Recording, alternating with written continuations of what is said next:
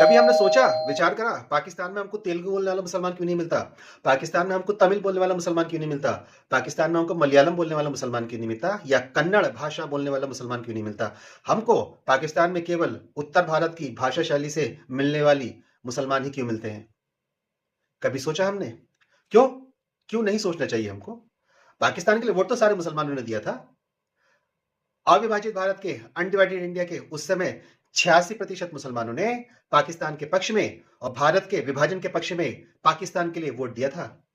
अगर आज विभाजित भारत, डिवाइडेड इंडिया में आज की परिस्थिति के अनुसार इस परसेंटेज के रेशियो को निकाला जाए तो यह मतदान प्रतिशत 93% बनता है। इसका अर्थ यह हुआ कि आज भी भारत का 93% मुसलमान पाकिस्तान बनने के लिए वोट देता है। सरदार पटेल का यह स्टेटमेंट जब डिवीजन हो गया और उनका यह कहना कि यह मेरी समझ से परे है, या मैं विश्वास नहीं कर पा रहा हूं कि रातों रात आपकी भारत के प्रति श्रद्धा कैसे जाग गई और अब आप भारत में रुकने के लिए कह रहे हैं, यह मेरी समझ से परे है।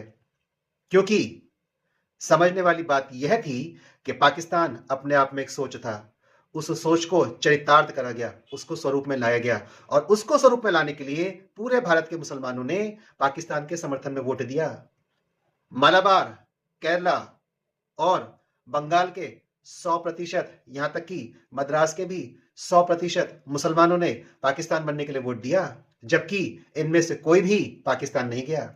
यानी कि यह भारत की धरती पर भारत के विभाजन के लिए भारत के विरुद्ध एक वोट जिहाद था। यह वोट जिहाद आज भी चल रहा है और यह वोट जिहाद आज इस स्तर पर चल रहा है कि बंगाल में 35% हो गए हैं। केरला में अगर क्रिश्चियन पॉपुलेशन और मुस्लिम पॉपुलेशन को मिला दिया जाए तो हिंदू माइनॉरिटी में है।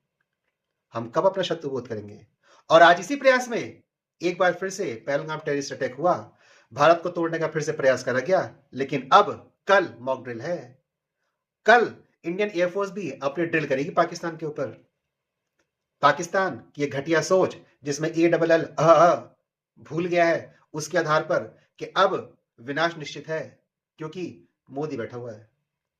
प्रश्न मोदी का नहीं है, विरोध इस राष्ट्र का है, इसलिए मोदी का विरोध है।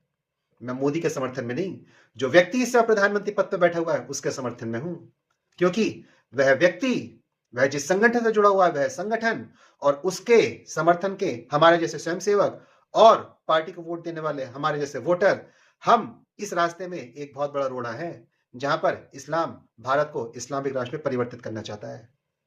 इसलिए निवेदन है साहब, शत्रु बोध करिए, नहीं तो हम अपने आने वाली जनरेशन के लिए वास्तव में चिता ही तैयार करके जा रहे हैं।